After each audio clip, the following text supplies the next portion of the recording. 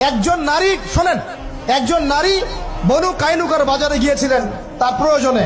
ইহুদি তার শ্লীলতাহানি করেছে, তার সতর খুলে দিয়েছিল একজন ইহুদি।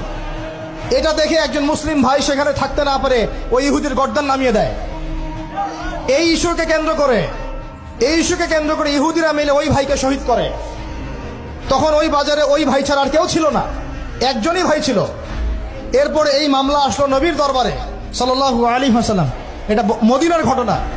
নবী সাল্লাল্লাহু আলাইহি ওয়াসাল্লাম ওই সাহাবীকে তো দোষারোপ করেনই নাই, ওই সাহাবীকে দোষারোপ করেন নাই, বরং নিজে বর্ম পরে অন্য সাহাবীদেরকে বলেছেন তোমরা বের হও, আমরা বনু কাইনুকা আক্রমণ করবো, ওকে এখান থেকে বের করে দেবো। একজন দিনী বোনের ইজ্জতের বদলা নেওয়ার জন্য পুরো বনু কাইনুকার ইহুদিদের সাথে যুদ্ধ হয়েছে। আর আমাদের বোনরা স্বেচ্ছায় ইজ্জত বিলি দিচ্ছ। তোমরা হচ্ছে মাটির তলে চলে যাও, তোমাদের বেঁচে থাকার চেয়ে মাটির তলে চলে যাও। তোমরা নিজেরা স্বেচ্ছায় ইজ্জতের বিসর্জন দিচ্ছ।